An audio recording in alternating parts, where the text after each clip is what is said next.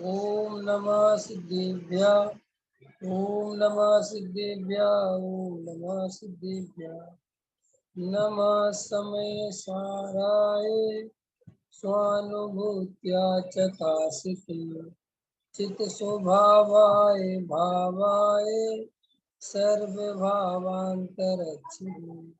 अनंत धर्मणस्तत्वं पश्यन्ति प्रत्यगात्मना अनेकांतमयी मूर्ति नित्यमेव प्रकाशताम् वन्दे तु शब्द सिद्धे ध्रुवे अचल मनोभवं गतिं पत्ते मोक्षामि समय पाहुण मृणमो सुध केवली भड़िदम। समय सार कर्ता कर्म अधिकार। आवाज बराबर आ रही ना? हाँ, क्योंकि मैंने कहा ये इधर पंखा है तो उसकी आवाज तो नहीं आ रही ना।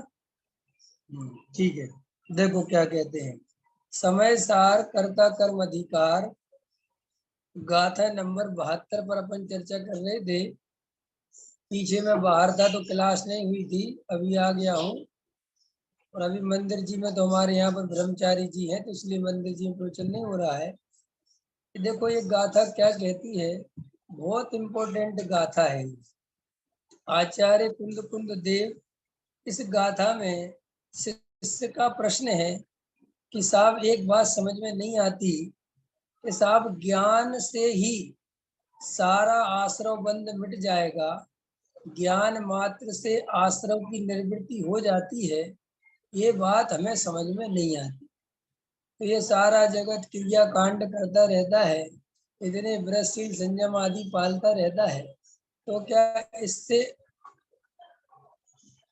ये फोन कौन कर रहा है भाई? ये फोन कौन कर रहा है? शैलेश जी फोन कर रहे हैं, क्या प्रॉब्लम आ रही है? ऐड नहीं हो रहे क्या शैलेश? सबको ऐड तो कर रखा है मैंने। कोई फोन कर रहा है मेरे को शैलेश जी करके, अभी पता नहीं क्यों कर रहे हैं वो। ऐड क्लास तो लिंक बराबर है सबको, वही लिंक भेजी है मैंने तो। चलो कोई बात नहीं, अब वो देख लेंगे। देखो जो ये शिष्य का प्रश्न है, ये कहीं ना कहीं हमारे मन में भी ये प्रश्न रहता है कि साहब ये सब ब्रशील संयम आदि करना, ये सब करना, इनसे क्या धर्म होता है अथवा ये धर्म के कारण है, ये करना चाहिए कि नहीं करना चाहिए? देखो आचार्य कुंद कुंद देव इसका जवाब आज से 2000 साल पहले देते हैं। वो कहते हैं कि तुम्हें भेद ज्ञान करना है, तुम्हें वस्तु का स्वरूप समझना है, और वस्तु स्वरूप समझकर भेद ज्ञान करके अपनी आत्मा की पहचान करनी है कि मैं कौन हूँ। और ये अगर तुम्हारी पहचान सच्ची हो जाए, ये तुम्हारी क्लियरिटी वस्तु स्वरूप की हो जाए, तो फिर उसके बाद जब तुम्हें आत्मा का आनंद बढ़ेगा, जब आत्मा की अनुभूति बढ़ेगी, जब आत्मा का आनंद आने लगेगा, तो अपने आप ही बाहर के जीवन में रस नहीं रह जाएगा, बाहर की चीजों में इतनी प्रवृत्ति नहीं रहेगी, क्योंकि बाहर इतना मजा नहीं आएगा। सीधी सी बात है कि नहीं? जहां जहां जीव को आनंद आता है तो वैसे वैसे आनंद में डूबता है, पुरानी चीजें छूटती जाती है। जब आदमी की पत्नी आ जाती है तो उसके मित्र छूट जाते हैं, तो मित्र ताना भी देते हैं, अब आजकल तो भैया तुम्हारी पत्नी आ गई तो हमें भूल गए। वो बेचारा भूलने के लिए उसने कुछ किया तो नहीं है, लेकिन अब पत्नी में ज्यादा सुख मिलने लगा तो बस अब बाहर के दोस्त यार याद कमाने लगे। ऐसे ही संसार का स्वरूप है। तो बिल्कुल ऐसे ही आत्मा का भी है। जब तुम्हें आत्मा में सुख आने लगे, आत्मा में आनंद आने लगेगा, तो अपने आप ही तुम्हारे जीवन में बाहर में जो संयम भूमिका के अनुसार है वो आ जाएगा। लेकिन हमारे मन में ये प्रश्न बना ही रहता है कि साहब वो भूमिका आएगी कब? ऐसे तो हमारा जीवन ही चला जाएगा। तो आपका वो जीवन चला जाएगा या नहीं जाएगा, इसकी चिंता करने से कोई संयम नहीं आ जाता, या जबरदस्ती मरने के डर से संयम लेने से भी संयम नहीं आ जाता। संयम के लिए तो आपको अगर संयम की इतनी है तो आत्मा के अनुभव की ओर बढ़ो, उससे तुम्हारे हमारे जीवन में जो आनंद आएगा तो उससे सब सारी चीजें होंगी। तो पहले अपन इस प्रश्न को क्लियर करें। आचार्य कुंद कुंद देव कहते हैं कि देखो भाई, ज्ञान मात्र से ही सब कुछ होता है, ज्ञान से ही सब कुछ होने वाला है। और जितना भी कर्म बंध चल रहा है, जो भी संसार चल रहा है, चार गति में परिभ्रमण चल रहा है, उसका कारण कोई पुण्य और पाप नहीं है, उसका कारण कोई क्रिया कांड नहीं है, उसका कारण कोई शरीर की क्रिया या शरीर नहीं है, पत्नी बच्चे मकान दुकान नहीं है, घर गृहस्थी नहीं है। लेकिन सबके मन में क्या लगता है कि साहब हम तो एक घर गृहस्थी के चक्कर में संसार में फंसे हैं। संसार में कोई भी जीव घर गृहस्थी के कारण नहीं फंसता है। जो असली कारण है चार गति में घूमने का वो है अज्ञान। अज्ञान माने वस्तु स्वरूप की खबर नहीं होना, सच्चा भेद ज्ञान नहीं होना, स्वपर की कला नहीं आना, बस इसके कारण बंद होता है। अब आचार्य कहते बस तुम्हें इतनी बात ख्याल में आ जाए कि शरीर और आत्मा अलग अलग हैं, राग देश और आत्मा अलग अलग हैं, बस बात खत्म हो गई। इतनी क्लियरिटी होनी चाहिए, अनुभव में आना चाहिए। उसके लिए सारी चर्चा चल रही है। तो देखो कितने कारणों से आचार्य अपने को समझाते हैं, क्या क्या कहते हैं आचार्य, देखो बहुत अच्छा। देखो, दूढ़ आसवाण असुचितम चा विवीर्य भावम चा दुःखस्य कारणम तिय तदोड़यंतिम कुणदी जीवो। अब आप आचार्य कुंद कुंद की इस गाथा को देखो, आचार्य अपने से क्या कह रहे हैं। ऐसा आप थोड़ी देर के लिए सोचो कि आचार्य कुंद कुंद एक पेड़ के नीचे बैठे और अपन आचार्य कुंद कुंद के पास बैठे, और आचार्य कुंद कुंद देव अपने को समझा रहे हैं कि हे भाई, ये जितना भी आश्रव बंद चल रहा है ये तुम्हारी अज्ञानता से चल रहा है, और अगर तुम सच्चा ज्ञान प्राप्त करोगे तो तुम्हारा अज्ञान मिट जाएगा। तो वो आचार्य से अपन कहते हैं कि महाराज थोड़ा विस्तार में समझाओ ना, क्यों चल रहा है, क्या अज्ञान है।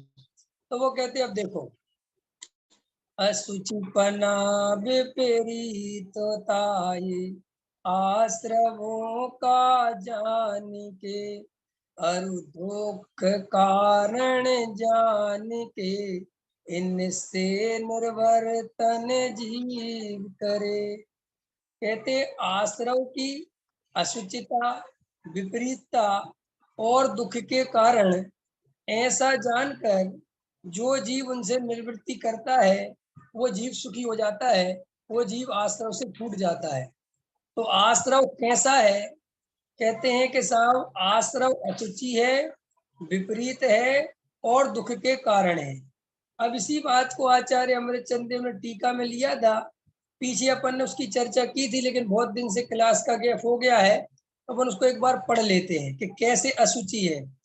तो कहते हैं जल में शैवाल है सो मल या मैल है, उस शैवाल की भांति आश्रव मल रूप या मैल रूप अनुभव में आते हैं, इसीलिए वे अशुचि हैं, अपवित्र हैं। और भगवान आत्मा तो सदा ही अति निर्मल चैतन्य मात्र स्वभाव रूप से ज्ञायक है, इसलिए अत्यंत शुचि है। आश्रव अशुचि है और आत्मा शुचि है। समझना ये क्या कहना चाहते। आचार्य कहते हैं कि तुम अनुभव करके देखो कि जब तुम्हारे अंदर मोह राग देश के परिणाम होते हैं तब तुम्हारे अंदर कैसी फीलिंग होती है। अच्छी फीलिंग होती है कि दुख रूप की फीलिंग होती है, तकलीफ होती है, आकुलता होती है। कुसुम जी, मोह राग देश के परिणाम पता है, देखे मोह राग देश के परिणाम के नहीं देखे कुसुम जी? आवाज आ रही मेरी कुसुम जी? आ रही है। तो मोह राग देश के परिणाम देखे हैं कि नहीं देखे? अनुभव में आते हैं क्रोध मान माया लोभ। तो आचार्य अपने से कहते हैं कि जब आपको क्रोध मान माया लोभ अनुभव में आते हैं तो वो कैसे अनुभव में आते हैं, सुखरूप अनुभव में आते हैं कि दुख रूप?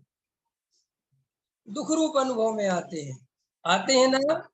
रोमित भैया आते हैं ना? आते हैं। तो जब दुख रूप अनुभव में आते हैं और आचार्य भी हमसे कह रहे हैं कि वो दुख रूप है। तो फिर गलती क्या है?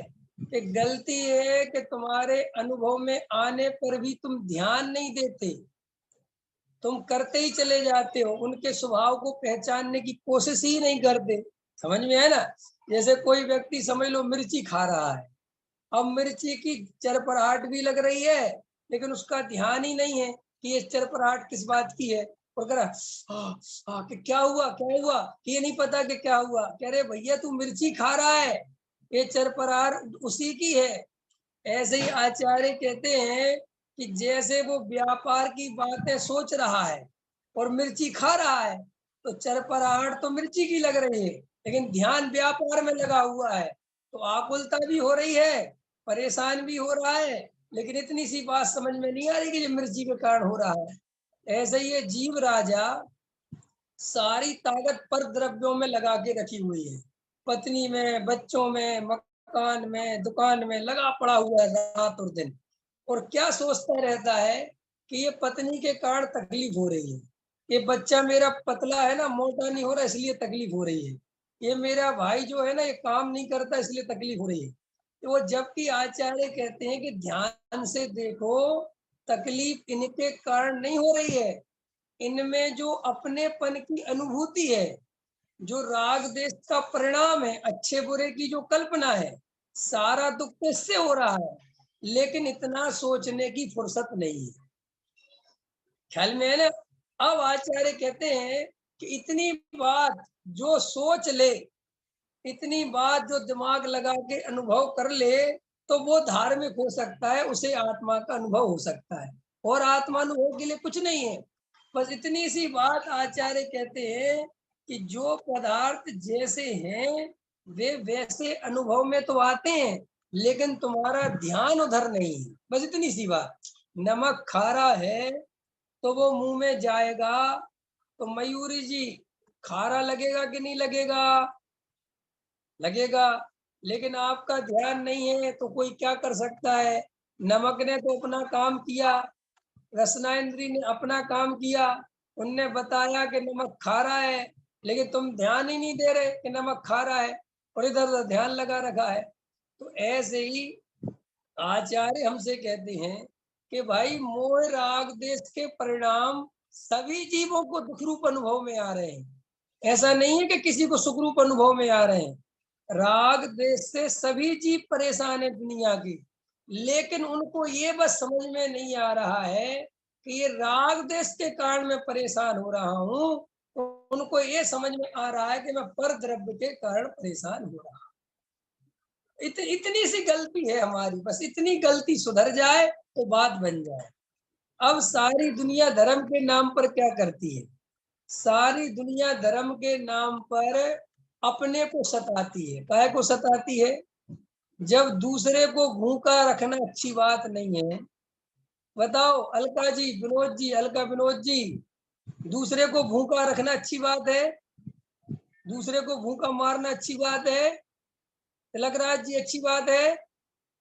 तो फिर अपने को भूखा मारना अच्छी बात कैसे हो सकती है? कैसे? दिमाग लगाओ, सोचो, विचार करो कि ये बात कहाँ से सही बात तो है। जब हम दूसरे को भूखा नहीं मार सकते, जब दूसरे को भूखा मारना पाप है, तो अपने आप को भूखा मारना कहाँ तक उचित है? कमलेश जी समझ में आ रहा है कि नहीं आ रहा? विनोद जी, डॉक्टर विनोद जी, समझ में आ रही बात? पॉइंट समझ में आ रहा? लेकिन सारी दुनिया क्या करती है? धर्म के नाम पर खुद भूखा रहती है, खुद को सताती है। देखो भाई, दूसरे को सताना हिंसा है, तो अपने को सताना। राजेश जी, अजमेरा साहब, आपकी फोटो नहीं दिख रही है, मोबाइल को दूर रखो या बिल्कुल ऐसे रखो, आधा आप दिख रहे हो, आधे वो बाबूजी दिख रहे हैं। ख्याल में है ना क्या कह रहा हूँ? जब दूसरे को सताना हिंसा है, तो अपने को सताना अहिंसा कैसे हो सकती है? अरे बोलो। जब दूसरे को दुख देना हिंसा है, तो मैं भी तो जीव हूं। अगर मैं अपने आप को तकलीफ दूंगा तो वो धर्म कैसे हो सकता है? वो अहिंसा कैसे हो सकती है? लेकिन सारी दुनिया धर्म के नाम पर अपने को कष्ट देती चली जाती है। और उसको क्या लगता है कि कष्ट देने से कर्म झड़ते होंगे, आश्रव रुक जाता होगा। अगर मैं 2 टाइम की जगह 1 टाइम भोजन करूंगा तो मेरे आश्रव रुक जाएगा, मुझे कर्म बंध रुक जाएगा। लेकिन मजेदार बात है, ना तो किसी आचार्यों ने ऐसी बात कही, ना किसी ग्रंथ में ऐसी बात लिखी, और तर्क युक्तियों से भी ये बात समझ में आती है कि ये बात बिल्कुल भी ठीक नहीं है। तो देखो भैया, अपने अंदर जो राग देश के परिणाम चल रहे हैं, जो क्रोध मान माया लोभ के परिणाम चल रहे हैं, वे क्रोध मान माया लोभ के परिणाम रुक जाएं, इसका नाम धर्म है। राग देश के परिणाम रुक जाएं, इसका नाम धर्म है। अंतर समझ में आया? आप रात और दिन जो राग देश की गंगा बह रही है वो रुक जाए, उसका नाम धर्म है। एक बार भोजन कर लिया, एक बार भोजन छोड़ दिया, ये कर लिया वो कर लिया, भयंकर धूप निकली हुई है, बिना चप्पल जूता के धूप में निकल गए, पैर जले जा रहे हैं, फिर भी बहुत बढ़िया बहुत बढ़िया। तो इससे कोई कर्म नहीं झड़ते। लोगों की ऐसी मान्यता बनी हुई है कि अपने आप को जितना कष्ट देंगे उतना धर्म हो जाएगा। और लोगों के मन में ये भी है कि क्या करें हम साहब, अपने आप को कष्ट नहीं दें। कष्ट देना ही नहीं है, कोई धर्म कष्ट देने वाला है ही नहीं। जो कष्ट देना बताए, जो कष्ट में रहना बताए, वो धर्म नहीं हो सकता। समझ में आया अलका जी? अलका विनोद जी, पकड़ में आई बात? देखो भाई, एक प्रश्न का जवाब देखो प्रमोद जी, मयूरी जी देखो, शिखा जी देखो। भाई, आत्मा का स्वभाव सुखी रहना है। रोमित जी क्या कहा? आत्मा का स्वभाव सुखी रहना है, पक्की बात है ना? दुखी रहना तो आत्मा का स्वभाव नहीं है। अब ये बात अच्छे से नोट कर लो, आत्मा का स्वभाव सुखी रहना है, और आत्मा 2 तरीके से सुखी रह सकता है। या तो आत्मा के आश्रय से सुखी रह सकता है, या उसको बाहर में अनुकूलता मिले, पंच इंद्री के विषय भोग मिले, स्वस्थ शरीर रहे तो थोड़ा बहुत सुखी रह सकता है। समझना मेरी बात ध्यान से। अब आत्मा का सुख तो पता नहीं, और बाहर के सुख का त्याग कर दिया, तो आत्मा दुखी ही होगा, सुखी तो नहीं होगा। बोलो जल्दी, सुखी होगा कि दुखी होगा? 100% दुखी होगा। तो फिर वो दुख क्यों भोगता रहेगा?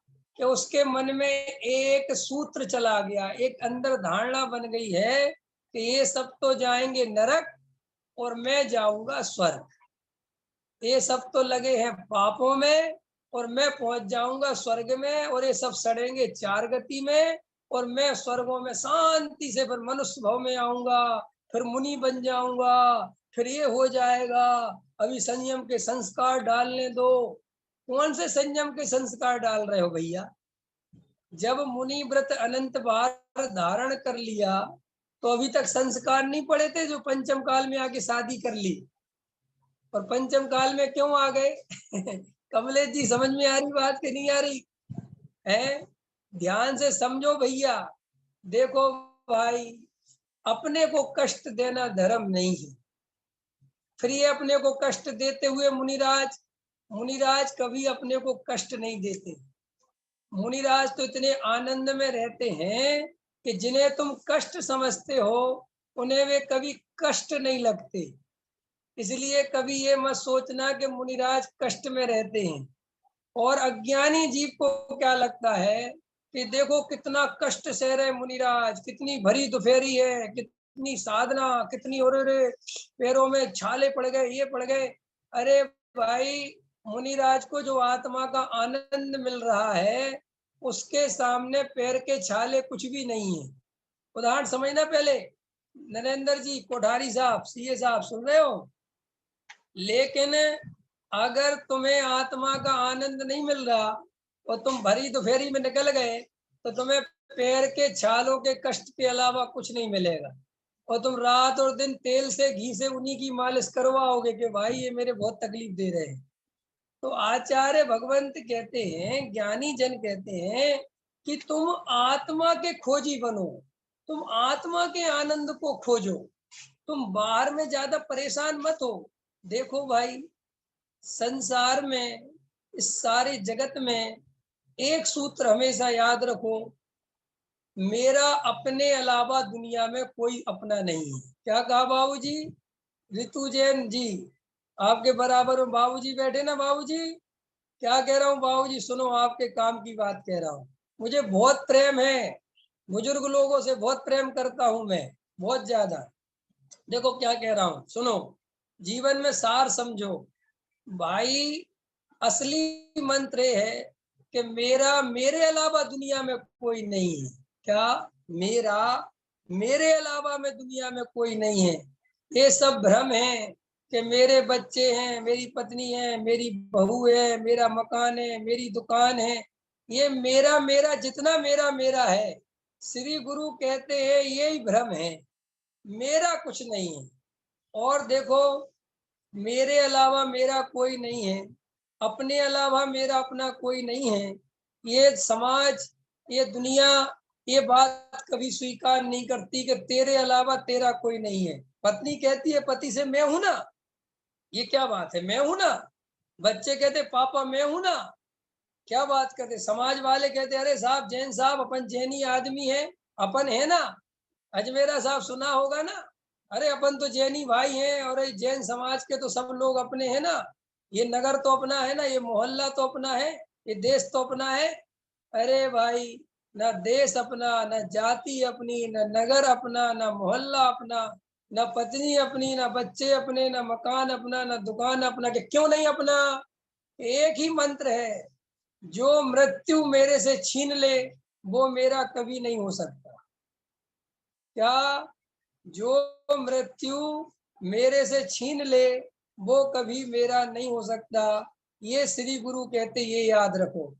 देखो, धर्म कठिन नहीं है, धर्म बहुत सरल चीज है।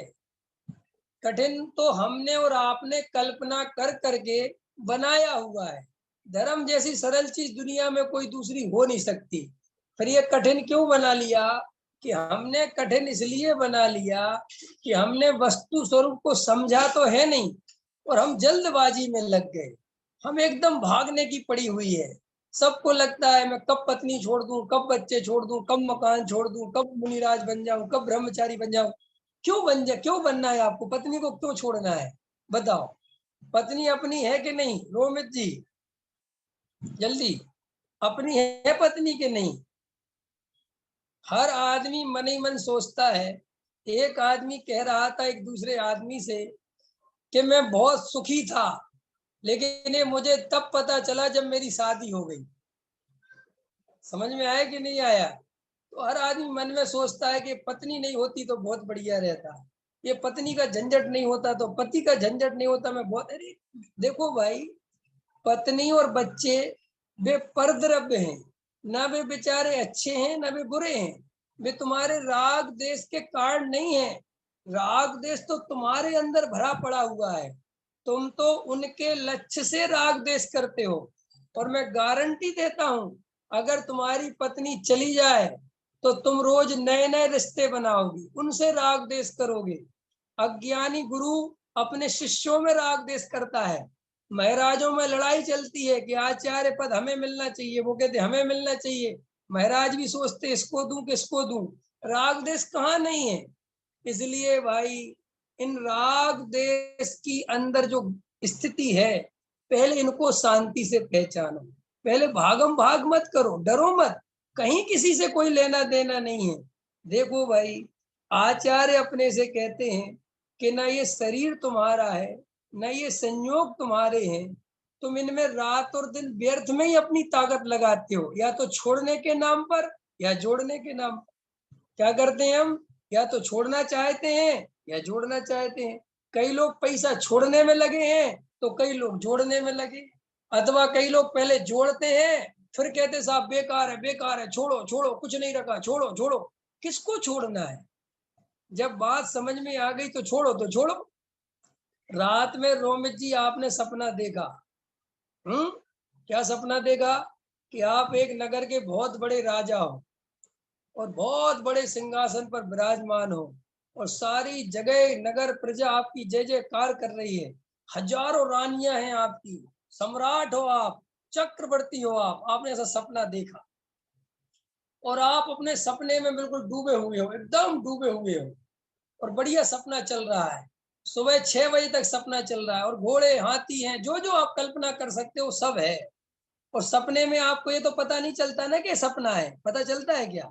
अगर सपने में ये पता चल जाए कि ये सपना है तो फिर वो सपने का मजा ही खत्म हो जाएगा। तो भाई वो सपना चल रहा है, तभी आपकी असली वाली पत्नी जो ये कही है, वो सुबह 6 बजे कहती उठो महाराज, ख्याल में है ना? और आप उठे, ना तो सिंहासन दिख रहा, ना महल दिख रहा, ना कुछ दिख रहा, वही 10 बाई 10 का कमरा है और एक पलंग डला हुआ है और एसी बंद करा है। अरे क्या हुआ, मैं तो राजा था कि सपने में थे। हाँ ठीक बात, सपने में था, बात खत्म हो गई ना। कोई ऐसा तो नहीं कहता कि अरे अभी तो मैं राजा था और ऐसे कैसे हो सकता है, क्या हो गया और मैं तो राजा ही रहूंगा। सबको ये बात समझ में आ जाती है कि सपना था, बात खत्म हो गई, तो सपने की कोई कीमत नहीं। तो आचार्य कहते तुम्हें सिर्फ इतनी बात समझ में आ जाए कि पर द्रव्य है, इतनी बात समझनी है, तुम्हारी इतनी नींद खुल जाए कि ये पर द्रव्य है, इससे मेरा कोई वास्तविक संबंध नहीं है। बस इतनी बात अगर तुम्हें क्लिक हो जाए, अनुभव में आ जाए, बस इसका नाम सम्यक दर्शन है। अब इसके लिए कहाँ भाग के जाना है बताओ भैया, कहाँ भागना चाहते हो आप? सपने से कौन भागता है बताओ? लेकिन सारी दुनिया धर्म के नाम पर उपदेश दे रही है, पत्नी छोड़ो, घर छोड़ो, निर्वृत्ति लो, निर्वृत्ति आश्रम में चलो, नियम धर्म पालो। कोई ये नहीं समझा रहा कि नियम धर्म पालने से आत्मा नहीं मिलता, आत्मा मिलने से नियम धर्म आते हैं। अंतर समझ में आया कि नहीं आया? कि नहीं साहब, ऐसे तो हम लोग जो है भ्रष्ट हो जाएंगे, फलाना हो जाएगा। अरे भाई भ्रष्ट होना ही होता तो आत्मा की बात सुनते ही क्यों? प्रश्न है ना नरेंद्र जी, क्या कह रहा हूं मैं? अगर तुम्हें भ्रष्ट ही होना होता तो यहाँ आते ही क्यों मेरी क्लास में? दुनिया बहुत बड़ी है, दुनिया में बहुत बढ़िया बढ़िया बढ़िया से बढ़िया डिस्को डांस खुले हुए हैं, बढ़िया से बढ़िया चीजें बिक रही हैं, खाओ पियो जाओ मजी करो। लेकिन जो जीव आत्मा की बात बेचारा सुन रहा है, पैसे वाला होके सुन रहा है, घर गृहस्थी बढ़िया है, सब कुछ अच्छा है, कार मोटर बंगला है, फिर भी आत्मा की बात सुन रहा है, वो फिर भी तुम डराते हो उसके लिए कि तू भ्रष्ट हो जाएगा, भ्रष्ट हो जाएगा। अरे तो भैया दाल रोटी खाना भ्रष्ट होना थोड़ा ही है? 2 टाइम रोटी खा ले तो भ्रष्ट हो जाएगा बेचारा। लेकिन सारे जगत के जीव धर्म के नाम पर लोगों को इतना डरा रहे हैं, इतना डरा रहे हैं, डर डर डर डर डर। लोगों के प्रश्न क्या क्या देखो, रीनू जी, रितु जी प्रश्न सुनती होगी लोगों के। आज मैं एक क्लास सुन रहा था, मैं नाम तो नहीं लेना चाहता लेकिन कभी कभी सुनता हूँ थोड़ा सा कि लोग क्या पूछते हैं, क्या चलता है। लोगों के मन के प्रश्न कैसे हैं? मुनिराज अगर जब उनका साफ समाधिमन हो जाता है तो फिर वो स्वर्ग जाते हैं तो क्या होता है? फिर स्वर्ग से नीचे आते हैं तो गर्भ में क्या होता है? गर्भ से बाहर निकलते हैं तो उनका संबंध कैसे कायम रहता है? माने उन मुनिराज की इतनी चिंता है इसे, इसे अपनी चिंता नहीं है।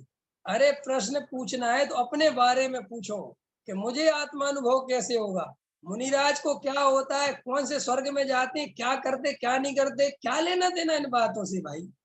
है बोलो कि क्या है इन बातों में, क्या दम है, क्या दम है बोलो? तुम्हें जब अभी आत्मा मिला नहीं, तुम अपनी तो खबर लो भाई। दुनिया भर की बात है, दुनिया भर के प्रश्न पढ़ रहे हैं, इस गुरुस्थान में ये होता है, इस गुरुस्थान में ये होता है, इस गुरुस्थान में ये होता है, इस गुरुस्थान में ये होता है। अरे भाई तुम्हारा खुद का गुरुस्थान पता करो कौन सा है, सारा जगत। अच्छा एक बात बताओ, अभय कुमार जी, अभय कुमार जी कब से हो आप?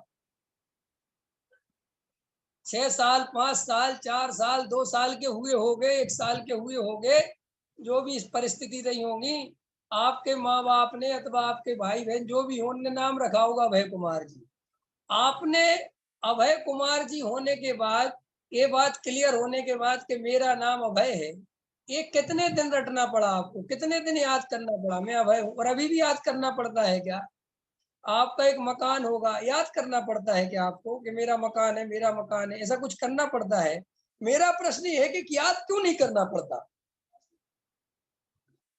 आपको इसलिए याद नहीं करना पड़ता कि ये बात आपके अनुभव से गुजर गई कि बस मेरा मकान है, बात खत्म हो गई। आचार्य कहते ऐसे ही आत्मा याद करने की चीज नहीं है। मैं आत्मा हूँ, मैं शुद्ध हूँ, मैं एक हूँ, मैं जानने देखने वाला हूँ, मैं ज्ञायक हूँ। ये तो इस बात की निशानी है कि अभी तुम्हें आत्मा मिला ही नहीं। कुसुम जी, मेरा नमक बहुत फेवरेट है। नमक खारा होता है कि मीठा है? खारा होता है। दिन में कितने बार याद करती हो कि नमक खारा होता है? अच्छा, दिन में तो नहीं करती होगी, हफ्ते में करती हो? निधि जी, निधि जी विनायक याद करती हो? अच्छा, महीने में एक बार, साल में एक बार। अच्छा चलो, आपको 2 साल नमक देखने नहीं मिले, नमक खाने भी नहीं मिले, तो याद करना पड़ेगा कि मैं भूल नहीं जाऊं, मैंने इतने दिन से नमक नहीं खाया, नमक कैसा होता है, नमक कैसा होता है। नहीं भूलते ना? क्यों नहीं भूलते? मेरा प्रश्न है, क्यों नहीं भूलते आप? इसलिए नहीं भूलते कि नमक आपके अनुभव में आ गया कि नमक खारा होता है। ऐसे ही जो लोग धर्म के नाम पर शास्त्रों को रटने में लगे हैं, शास्त्र रटे जा रहे हैं, गाथाएं याद करते फिर रहे हैं, वो इस बात की निशानी है कि उन्हें भी आत्मा मिला ही नहीं। और वे शास्त्रों को रट रट के पढ़ पढ़ के अंदर ही अंदर खुश होते रहते कि हमें आत्मा समझ में आ रहा है, आत्मा समझ में आ रहा है। गुण स्थान की क्लास पढ़ के आ गए, निमित्त उपादान की क्लास पढ़ के आ गए, क्रमबद्ध पर्याय पढ़े आए, समय सार का प्रवचन सुना है, फिर 2-4 क्रिया कांड पाल लिए, है ना? तो उनके मन ही मन लगता है कि अपन को तो आत्मा की भी रुचि हो गई और अपने जीवन में संयम भी आ गया और बस अपना तो बहुत बढ़िया चल रहा है। और मैं तो रोज सुबह उठ के 47 शक्तियों का पाठ करता हूँ, पाठ करती हूँ। मैं रोज आचार्य कुंद कुंद की बहुत अच्छी अच्छी गाथाएं पढ़ती हूँ, या डॉक्टर साहब का पद्यानुवाद याद कर लिया है। और वो आत्मा ऐसा है, आत्मा ऐसा है, आत्मा ऐसा है, हो गया आत्मा। वो शास्त्रों को पढ़ पढ़ के संतुष्ट हो जाता है और आत्मा अनुभव से चूक जाता है। ऐसी हर भाव में गलती होती है हमारे पास जब भी मौका मिलता है। इस भाव में भी क्या हो रहा, पूज्य गुरुदेव कांजी स्वामी ने आत्मा का अनुभव किया और उनके चेले चपाटों ने आत्मा पढ़ाना चालू कर दिया। और सब पढ़ा रहे, पढ़ो पढ़ो, सब पढ़ो, आत्मा पढ़ो पढ़ो पढ़ो पढ़ो। क्या पढ़े? अरे भाई, जो अनुभव में आ सकता है उसका अनुभव कराओ ना भैया। कितना पढ़ना है, कहाँ तक पढ़ना है, कोई कोर्स निश्चित करोगे कि नहीं करोगे? आचार्य कहते हैं ये सब अपने को ठगने के उपाय चल रहे जन्मों जन्मों से। देखो भाई, जिसे सारे जगत की जानकारी हो और अपने घर का ज्ञान नहीं हो, उसे पागल कहते हैं। कहते हैं बाबूजी के नहीं कहते? है अमेरिका कहाँ है, लंदन कहाँ है, जापान कहाँ है, पेरिस कहाँ है, ये कहाँ है, फला कहाँ है। हमने पूछा बाबूजी ये तो बताओ आपका घर कहाँ है? बोले बस ये बस पता नहीं है कि ये घर कहाँ है। कि भैया इनको फटाफट आगरा ले चलो। ख्याल में आया कि नहीं आया? ऐसे ही आचार्य भगवंत कहते हैं कि जिसे शास्त्रों से आत्मा की पूरी जानकारी है और सबको पढ़ पढ़ के सुनाता है कि आत्मा अनादि है, अनंत है, नित्य है, एक है, शुद्ध है, ज्ञायक है, त्रिकाली है, ध्रुव है, बना बनाया भगवान है। आत्मा को कभी ये नहीं होता, वो नहीं होता, और इस गाथा में वो लिखा है और उस गाथा में ये लिखा है। उससे पूछा कि ये तो बताओ तुम स्वयं आत्मा का अनुभव करे कि नहीं करे? तुम्हें खुद आत्मा की अनुभूति हुई कि नहीं हुई? कि साहब वो तो अभी नहीं हुई। तो भाई जब नहीं हुई तो इतना पढ़ना और पढ़ाना किस काम का है? इससे क्या मिलेगा? कि क्यों साहब, क्यों नहीं मिलेगा? इस जन्म में संस्कार डालेंगे तो अगले जन्म में मिल जाएगा। अरे जब तुझे इस जन्म में आत्मानुभव की प्यास ही नहीं है तो तू अगले जन्म में क्या आत्मानुभव करेगा? आत्मा, किसी ने भी प्रश्न पूछा था, मुझे ध्यान नहीं है मयूरी जी, कि अगले जन्म में संस्कार जाते हैं कि नहीं जाते? किस बात के संस्कार भेजने अगले जन्म में, बोलो? शास्त्र पढ़ने के संस्कार डालोगे तो शास्त्र ही पढ़ोगे, क्रियाकांड के संस्कार डालोगे तो क्रियाकांड करोगे, आत्मानुभव की प्यास होगी तो आत्मानुभव करोगे। तो देखो, आचार्य अपने से कहते हैं कि हे भाई, तू धर्म के नाम पर कहाँ कहाँ भटकता रहता है, क्या क्या करता रहता है। मेरी बात ध्यान से सुन, ये शरीर तेरा नहीं है, पहले ये बात अंदर से अनुभव कर। फिर दूसरी बात, शरीर से रिलेटिव जो भी संयोग हैं, जो भी पर पदार्थ हैं, वे भी तेरे नहीं है। तो वो वे भी तेरे नहीं है माने क्या कहना चाहते हैं कुमुंद जी, क्या कहना चाहते हैं? वो ये कहना चाहते हैं कि उन पर पदार्थों में राग देश मत करो, वे ना अच्छे हैं और ना बुरे हैं। पकड़ में आ रहा? देखो भाई सुलभा जी, जैन धर्म वीतरागी धर्म है। वीतरागता और विरागता में अंतर बताओगे? कौन बता सकता है? बड़ा अच्छी प्रश्न है ये। हाँ कुसुम जी, सुनाई नहीं दिया? वीतरागता और विरागता, वीतरागता और विरागता दोनों समानार्थी नहीं है। दोनों में जमीन आसमान जितना अंतर है। दोनों में नमक और मीठे जैसा अंतर है। लेकिन अपन विरागता को ही वीतरागता समझ लेते हैं। समझो, एक आदमी शादी घर गृहस्थी में लगा हुआ है, इसको कहते हैं राग। ध्यान रखना नरेंद्र जी, इसको क्या कहते हैं? शादी विवाह घर गृहस्थी मकान दुकान में उलझा हुआ है तो इसको अपन कहते हैं रागी। और एक आदमी इसको छोड़ के चला गया, वन जंगल रहने लगा, उसे कहते विरागी। क्या कहते हैं? वैरागी। विरागी वैरागी। लेकिन वैरागी और वीतरागता में अंतर है। विरागी इनको छोड़ के चला गया। तो छोड़ के चला गया माने कैसे छोड़ के गया? कि सुतदारा हो न सीरी, सब स्वार्थ के हैं भीरी, असदेह करें कम यारी। ये सब बाहर के पर पदार्थों में ये बुरे हैं, ये बुरे हैं, ये बंद के कारण है, इनसे दूर रहना है, दूर रहना है। और इनको छोड़ के चला गया, इसका नाम क्या है? विरागता। और वीतरागता किसका नाम है? जहां पर पदार्थ ना अच्छे हैं और ना बुरे हैं। अगर अपन जिनेन्द्र भगवान से पूछो कि महाराज ये स्त्री पुत्र मकान दुकान कौन है, इनसे बंद होता है कि नहीं? वो कहेंगे स्त्री पुत्र मकान दुकान नाम की कोई चीज ही नहीं होती, छह द्रव्य के अलावा जगत में कुछ है ही नहीं। तो जो वैराग्य में राग ही है, समझ में आया ना? माने बहुत सारे लोग धर्म के नाम पर क्या करते हैं, स्त्री नरक का द्वार है, घर परिवार में रहोगे तो मरोगे, अरे कुछ नहीं रखा, मुनिराज बन जाओ, क्या रखोगे, कमा कमा के मर जाओगे, पत्नी को सोना दिला दिला के मर जाओगे कमा कमा के। अरे भाई ये कोई बात हुई क्या? ये क्या समझाने में लगे हुए हो तुम? ख्याल में है ना? और ऐसा आदमी डर के मुनिराज बन गया तो विरागी तो हो गया, लेकिन वो धर्मात्मा नहीं हुआ, वो वीतरागी नहीं हुआ। ख्याल में आए ना? एक बहुत बड़े त्यागी वृत्ति थे, 20 साल पहले अपनी पत्नी को छोड़ के आ गए। सुनना निधि जी। और 20 साल बाद अच्छे मने बढ़िया साधु थे वो, लेकिन 20 साल बाद उनको खबर आई कि आपकी पत्नी मर गई, जो 20 साल पहले आप छोड़ के आए। तो उन्होंने कहा अच्छा हुआ झंझट मिटी। क्या कहा? अच्छा हुआ झंझट मिटी। तो लोग जो उनके आजू बाजू थे बोले वाह साहब साधु होए तो ऐसा, ऐसी वीतरागता, धन्य। ये वीतरागता का लक्षण नहीं है, ये तो विरागता का लक्षण, ये द्वेष का लक्षण है। कि क्या? कि भैया वो 20 साल तक पत्नी घूम रही थी दिमाग में, इसका मतलब मरी तो झंझट मिटी, माने तुम भी मरने की सोचते थे कि मर जाए, तो भाई साहब मर जाए दूसरा जीव, इससे बड़ी हिंसा का क्या भाव होगा? अब तुम एक इंद्री को तो बचाते फिर रहे और संगी पंच इंद्री के बारे में ये सोच रहे। बोलो ऐसा साधुपना किस काम का? हमारे बुरा मत मानना, जैनी तो मैं भी हूं। हमारे जैनियों की हिंसा और अहिंसा कैसी है? आलू के जीव बचाएंगे और सगे भाई को तकलीफ देंगे। देखी तुमने? बेचारा सगा भाई परेशान है, उसकी तरफ ध्यान नहीं देंगे, लेकिन पानी छान छान के पिएंगे। आलू नहीं खाएंगे। कि क्यों नहीं खाते आलू? कि साहब बहुत हिंसा होती है।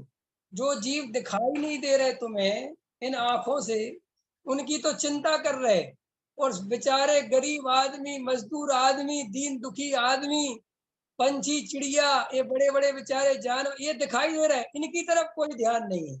सगा भाई बेचारा परेशान है, उसकी तरफ ध्यान नहीं है। अपनी पत्नी को तकलीफ में है, वो कोई तकलीफ नहीं है। अपना लड़का तकलीफ में है, तकलीफ में नहीं है।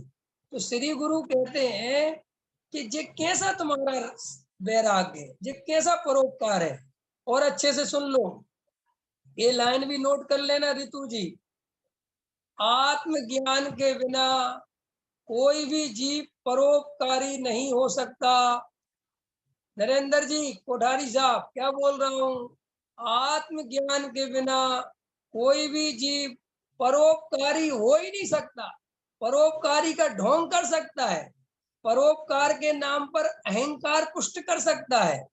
अहंकार पुष्ट करते हैं कि नहीं करते अलका जी? है विनोद जी, करते ना? किसी भी जगह गए, हमारे घर पे आओगे, हमने कहा पानी पियोगे?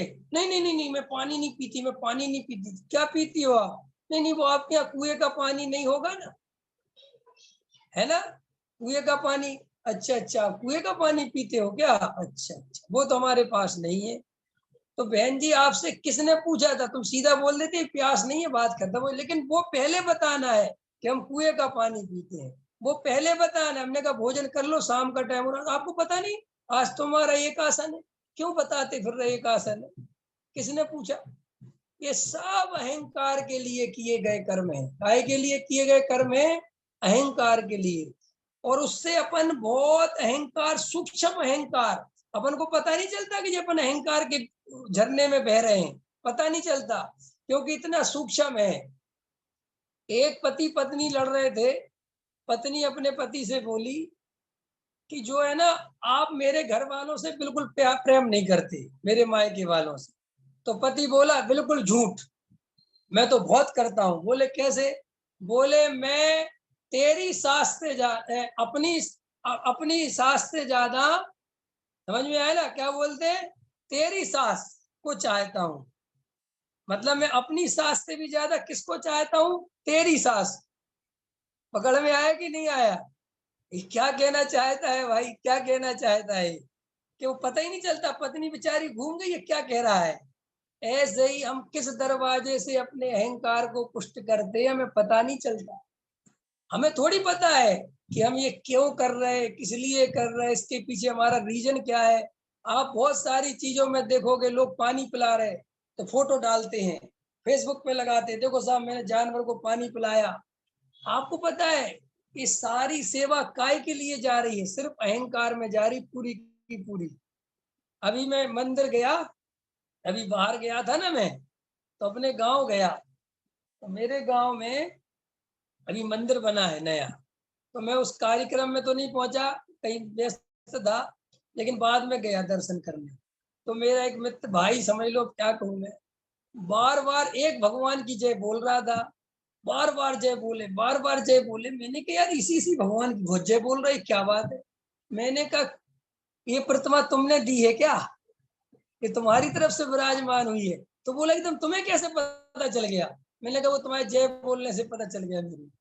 लोगों की हालतें देखते हो तुम। जिस प्रतिमा को वहां पे मंदिर में स्थापित करते हैं, उसी की पूजा करेंगे, उसी की जय जयकार बोलेंगे। जो चौकी मंदिर में दान में देंगे, उसी में पूजा करेंगे। चांदी के बर्तन ले, एक बात बताओ, ये चांदी के बर्तन तुम किसके लिए ले जाते हो मंदिर में? लोग क्या कहते हैं? 3 लोक के नाथ है वो, 3 लोक के नाथ। हमारा बस चले तो हम तो सोने के बर्तन में करें। सही बात है, मैं भी चाहता हूँ सोने के बर्तन में करूँ। रितु जी, मुझे भी दिला दो सोने के बर्तन, मैं भी भगवान की भक्ति करूंगा सोने के बर्तन में। क्या क्यों? कि वो 10 ग्राम सोना इतना महंगा आता है, और जिसके पास थाली हो सोने की तो कितना बड़ा आदमी होगा। तो ऐसी पूजा करने में क्या बुराई है? ये सब अब अपना अहंकार कैसे दिखाएं हम, कैसे दुनिया को पता चले कि हम बहुत बड़ी चीज है? तो 3 लोग के नाथ के सामने उनकी भक्ति के नाम पर अपने अहंकार का पोषण करते हैं। तो ये सारा धर्म जो आप देख रहे हो, मैं कितने त्यागी वृत्तियों को देखता हूँ, बहुत अच्छे नियम धर्म पालते हैं वो, लेकिन वो कहाँ फैल मार जाते हैं? जब उनका प्रवचन होता है और वे उसी बात को हाईलाइट करते हैं, गायक भगवान आत्मा की जगह, भेद ज्ञान की बात की जगह उन क्रियाओं को हाईलाइट करते हैं जो वो स्वयं करते हैं। तो इससे पता चल जाता है कि अभी कुछ भी नहीं मिला। कि कैसे पता? कि जिसे आत्मा मिल जाता है वो तो ये कहता है कि भाई ये क्रिया कांड तो आत्मा के आश्रय से अपने आप ही होते हैं, अपने आप ही जीवन में वो क्रियाएं, वो संयम अपने आप ही होता है। हे भाई, तुम सबसे पहले आत्मा का अनुभव करो। आत्मा के बिना तुम्हारा कुछ होने वाला नहीं। ये पहली लक्षण है ज्ञानी का। पंकज भैया, पंकज जी, हमारे पंकज जी कृष्णा नगर वाले, समझ में आ रहा ना? पहला लक्षण है ये। तुम कहते रहते हो ना, अज्ञानी की पहचान करने का सबसे अच्छा तरीका, जो आत्मा को छोड़कर जड़ की क्रिया की महिमा करे और बार बार उसके गीत गाए और ऐसा लगे उसकी बातों से कि ये आत्मा से ज्यादा क्रिया की महिमा में जा रहा है, तो समझ लेना इसे अभी आत्मा नहीं मिला। जिसे आत्मा मिलेगा उसके पास अगर तुम जाओगे और उससे तुम कहोगे कि मैं ब्रह्मशील संयम अंगीकार करना चाहता हूं, तो वो ये कहेगा ब्रह्मशील संयम बाद में अंगीकार करोगे, पहले ये बताओ आत्मा की कितनी प्यास है, पहले आत्मा के अनुभव की क्या स्थिति है, पहले नंबर पे बताओ। समझ में आया? अरे श्री गुरु कहते हैं कि जिसे आत्मा मिल जाए, अतीन्द्रिय सुख मिल जाए, और वो इंद्रिय सुख छोड़े, इंद्रिय सुख छोड़े, इसकी बात करेगा क्या है? अरे दुनिया में देखते हो कि नहीं देखते? हम अपने पुरानी जो कड़वी बातें हैं कोई याद दिलवाए तो याद करना नहीं चाहते कुसुम जी, होता है ना? कोई हमारे जीवन में ऐसी दुर्घटनाएं घट जाती हैं, कोई ऐसी स्थिति बन जाती है और कोई वो बात याद दिलवाए तो कहते चुप रहो यार, ऐसी फालतू की बातें याद मत दिलवाओ। अब हमारी वो सब स्थिति नहीं है। ऐसे ही आचार्य कहते हैं जिसे अतीन्द्रिय सुख मिल जाए, जिसे आत्मा मिल जाए, और वो ये कहता फिरे कि पहले जड़ की क्रिया करो फिर धर्म होगा, तो समझ लेना अभी से कुछ नहीं मिला। अब ये स्वर्ग की आशा में लगा हुआ है। देखो आचार्य क्या कह रहे हैं, यही बात कह रहे हैं आचार्य अपने से कि हे भाई, तुम और कुछ मत करो। अगर तुम्हें वास्तव में आत्मा की प्यास है, सम्यक दर्शन करना है, मोक्ष मार्ग से प्रेम है, वास्तव में संसार का सुख सुख नहीं है, सुखाभास है, क्षण भर का है, इसमें कुछ ज्यादा रहने वाला नहीं है, ये बात तुम्हें अंदर से फील हो गई है, तो तुम घबराओ मत, डरो मत। ना ये मत सोचो कि मैंने शादी क्यों कर ली, मेरा क्या हुआ, कुछ सोचने की जरूरत नहीं है, कुछ होने वाला नहीं है।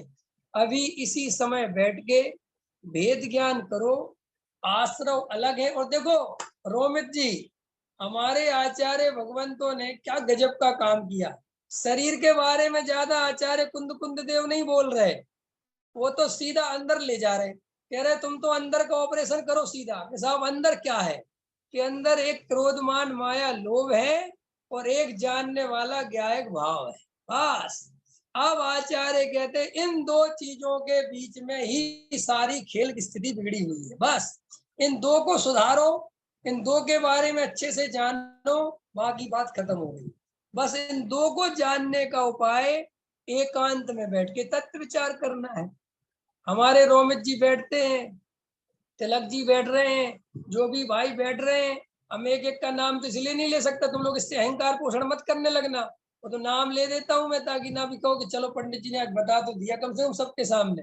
अरे भाई, तुम अंदर से अहंकार से बचना। क्या कहा मैंने रोमित जी? भोजन 2 बार करते हो तो 3 बार कर लेना, कोई टेंशन की बात नहीं, कुछ दिमाग लगाने की जरूरत नहीं है। 10 लाख कमाने की सोचते हो तो 20 लाख कमाने की सोच लेना, उसकी भी कोई टेंशन नहीं है, डरने की कोई जरूरत नहीं है। सिर्फ आत्मा की प्यास मत छोड़ना, ये दिमाग रखना कि पैसा अपनी जगह है, आत्मा अपनी जगह है। ये पैसा कमाने का विकल्प भी आश्रव है और आ रहा है, इसको स्वीकार करता हूं मैं, आ रहा है। क्यों आ रहा है? क्योंकि मैंने पूर्व में कभी ऐसे परिणाम बांधे होंगे जिससे पैसा कमाने की तीव्र भावना होती है। डरने की बात क्या है? क्या किससे भागोगे, किससे डर के जाओगे, कहाँ जाओगे? कौन शरण है संसार में?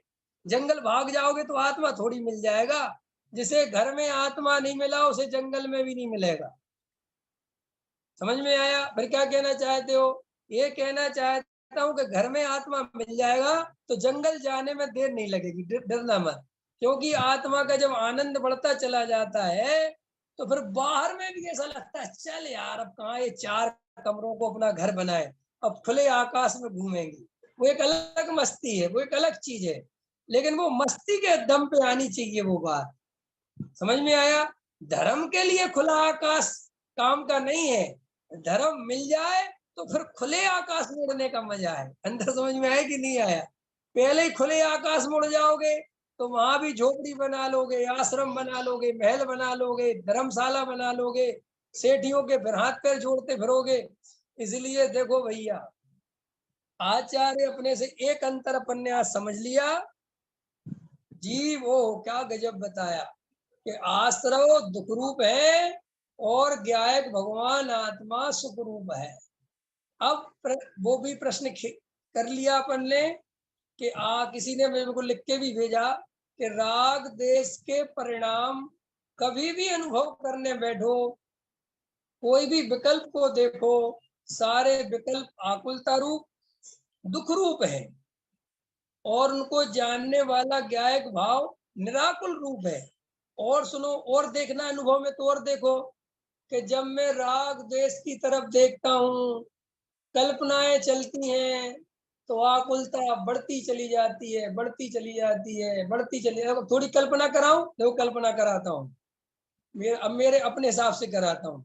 ये मेरा लड़का बड़ा कब होगा, ये पढ़ाई में कमजोर हो रहा है, ये वाला मकान कब बिकेगा, ये वाली दुकान कब बिकेगी, व्यापार ठीक नहीं चल रहा है। अब ये कल्पना देखो, कल्पना हुई तो इस कल्पना से देखो निरंतर आकुलता बढ़ती चली आ रही, बढ़ती चली आ रही।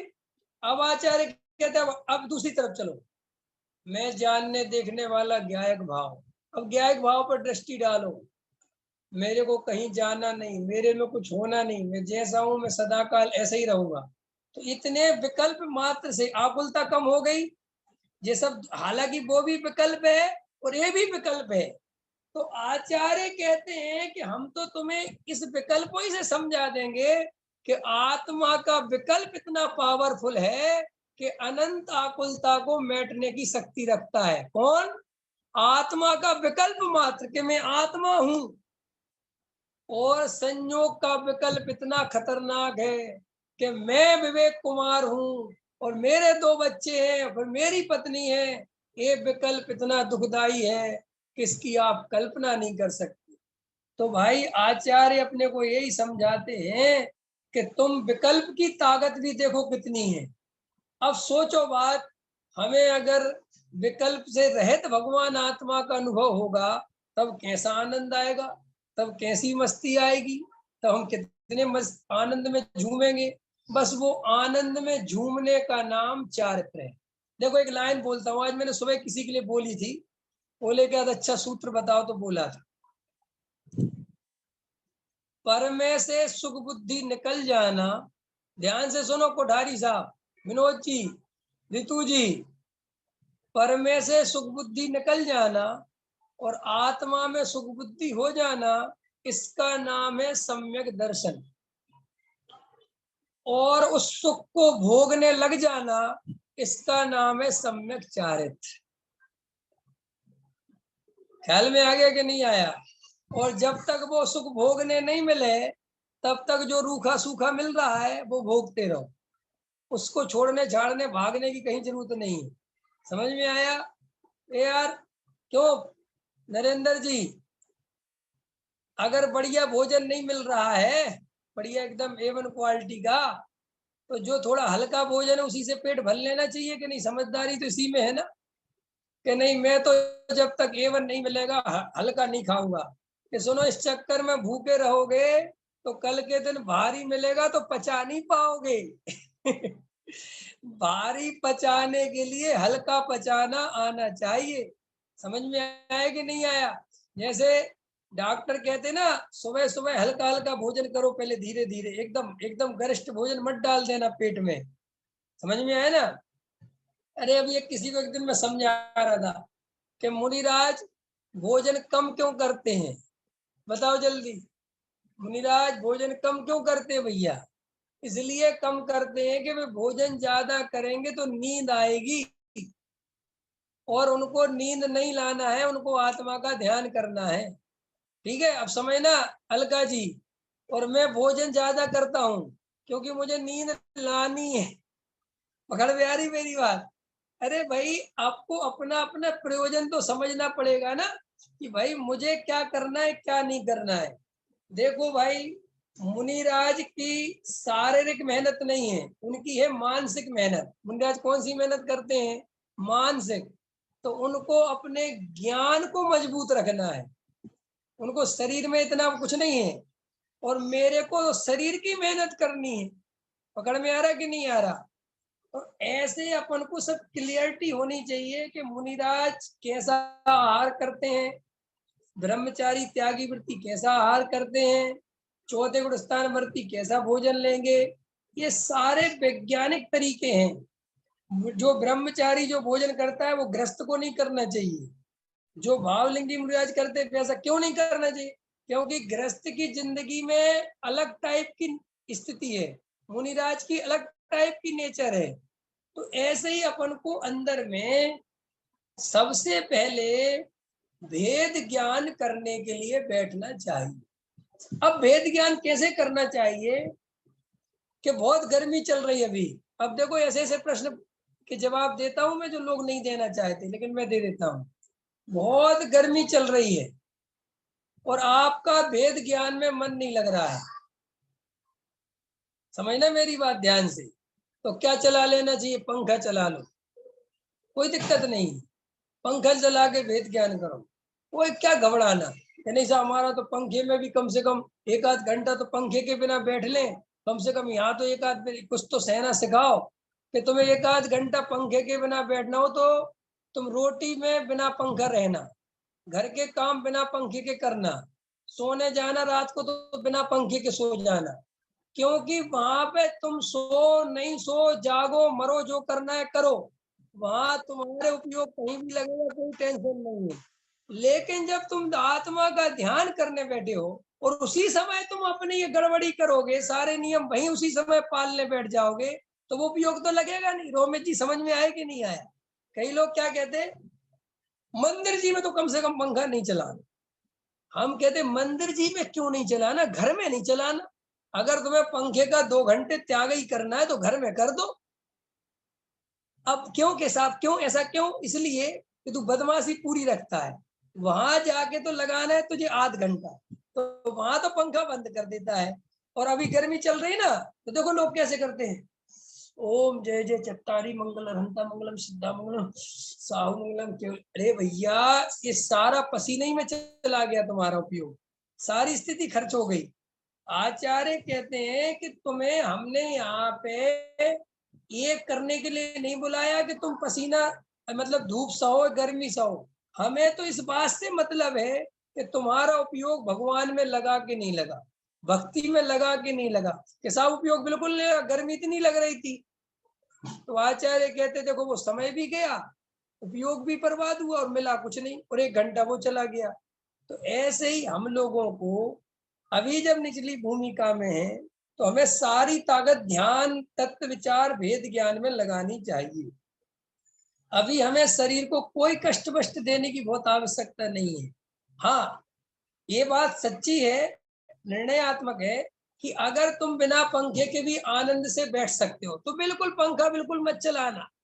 लेकिन तुम्हारा सारा ध्यान पंखे ही खाए जा रहा है और तुम्हारे सारी ताकत वो घड़ी देखनी पड़ रही बार बार कि कब आधा घंटा पूरा हो, तो फिर ऐसा ध्यान करने से क्या फायदा? वो तो ध्यान हुआ ही नहीं। तो सभी चीजों को गहराई से देखो। राजेश जी, एक बात और कह देता हूं मैं, प्रमोद जी, मेरी बहुत सारी बातें ऐसी हो सकती हैं कि आपको कोई सूट नहीं करे, तो जो बात मेरी सूट नहीं करे वो मुझे वापस करना, कोई टेंशन नहीं, कोई टेंशन लेने की जरूरत नहीं है। आपको जो बात अच्छी लगे वो समझो, जो नहीं लगे उसको छोड़ देना। क्योंकि कई लोग ऐसा होता है, कोई कोई बात अच्छी नहीं लगती तो वे सारी बातें छोड़ देते हैं, और किसी किसी की बहुत अच्छी लग जाती है तो गलत गलत चीजें ही पकड़ लेते हैं। देखो भाई, मैं भी 6 उपसम ज्ञान वाला हूँ, मैं भी अल्पज्ञ हूँ। हो सकता है मेरी बात कोई आपको सूट नहीं करे, कोई बात नहीं।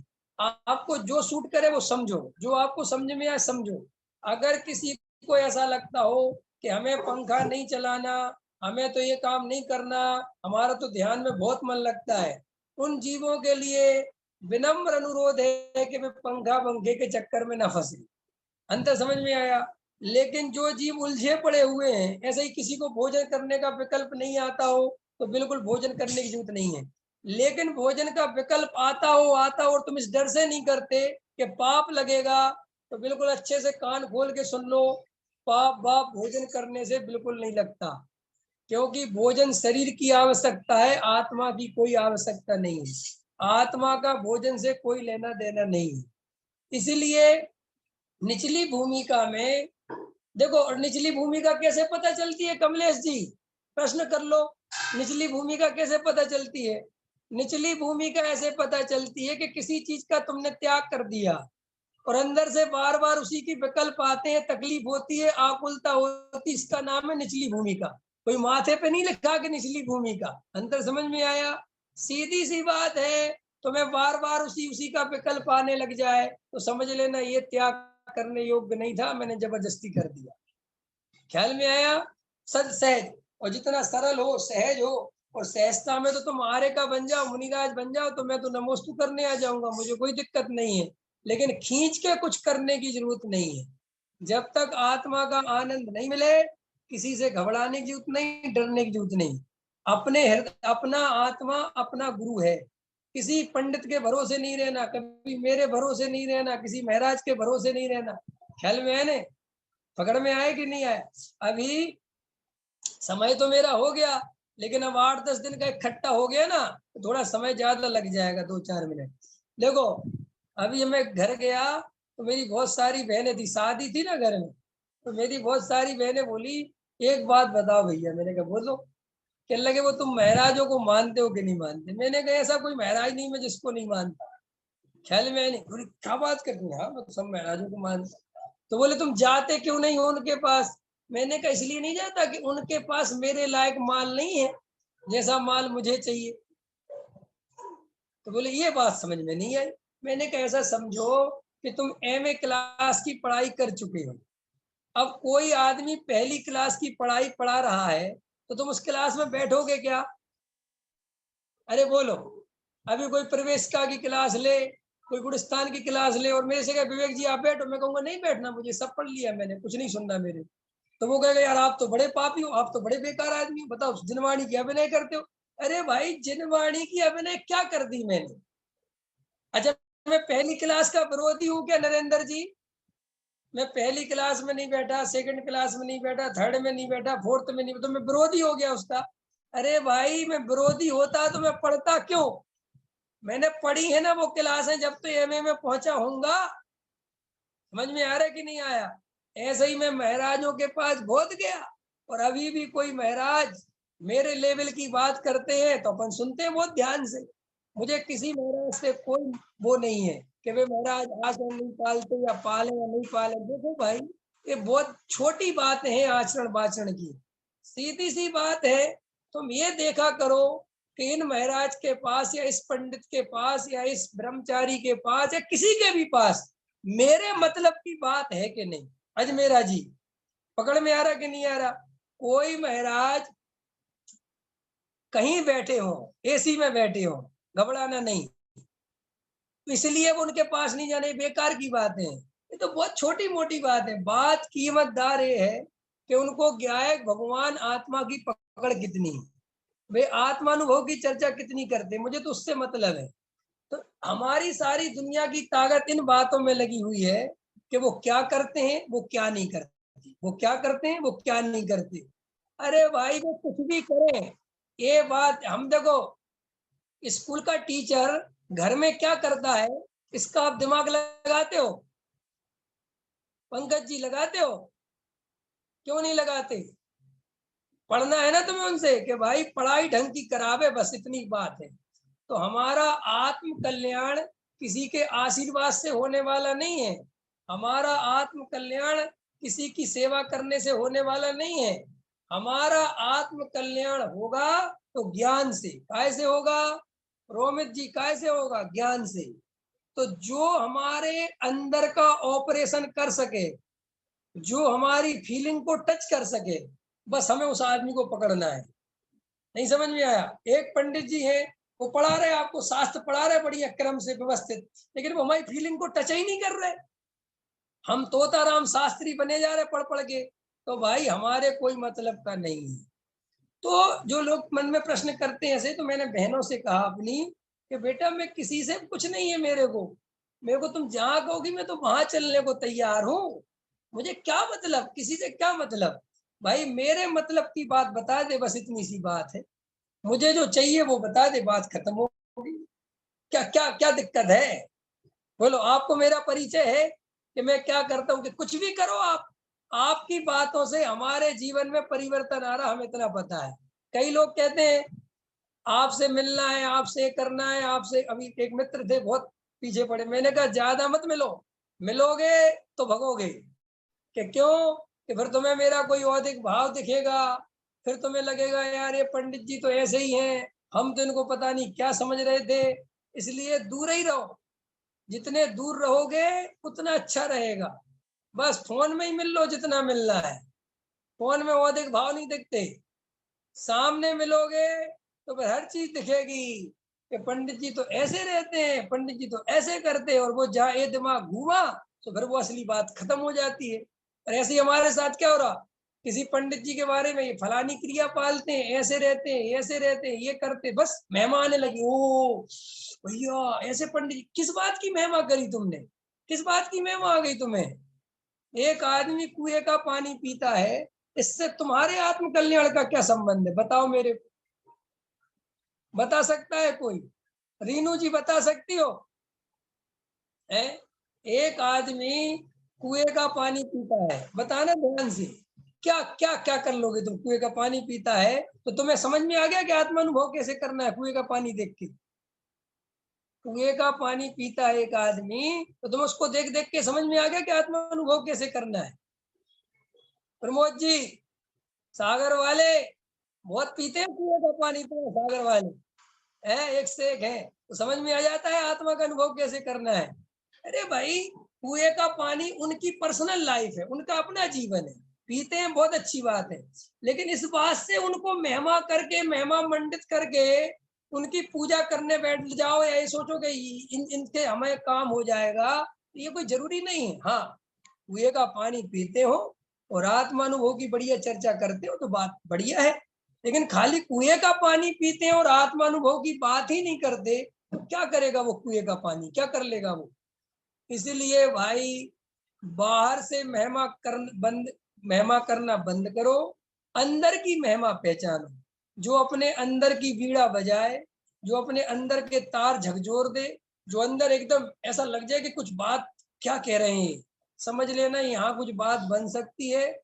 और जहाँ नींद आ रही है और सुनते सुनते और नींद आ जाए, समझ लेना यहाँ तो भाई साहब सोना ही है अपने को, यहाँ कुछ नहीं मिलने वाला। ख्याल में है ना? तो सभी लोग गहराई से निधि जी विचार करो। अब आपका बेटा सो गया है, बाकी भी सब सो जाओ, ठीक है? सहजानंदी शोध स्वरूपी अविनाशी में आत्म